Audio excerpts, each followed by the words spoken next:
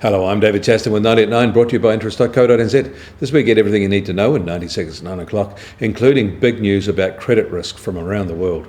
In a surprise move on Saturday, the Chinese central bank cut its benchmark interest rates. The cut is part of a wide effort by China to support their economy as its long-running expansion slows. The move also represents a change of strategy by the bank, which until now had resisted rate cuts, fearing they would make their debt problems worse. But the slowing growth situation clearly means they need to take the risks involved.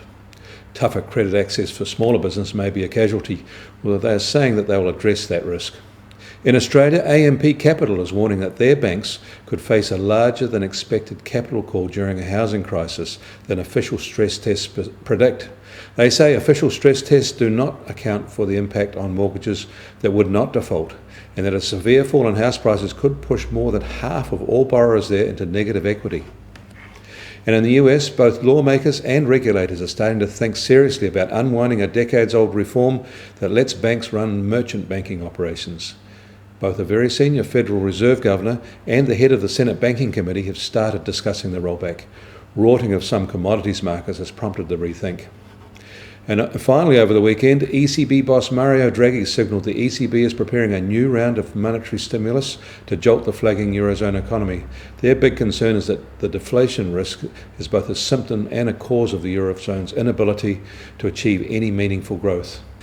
Draghi said they would, quote, do what we must to raise inflation and inflation expectations as fast as possible, end quote. And the EU itself is planning a big fiscal stimulus package. In New York, US Treasury 10-year bond yields ended last week unchanged at 2.31%. The oil price starts today slightly higher, is now just under $77 a barrel, and the Brent price is now just below $81 a barrel. Apparently, Iran has proposed a 1 million barrel a day cut off OPEC's production in an effort to get the cartel to respond meaningfully to the supply surge and demand levelling.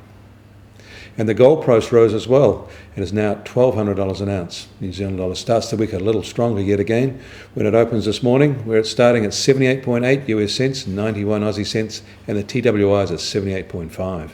I'm David Chaston. That was 90 at 9, brought to you by interest.co.nz.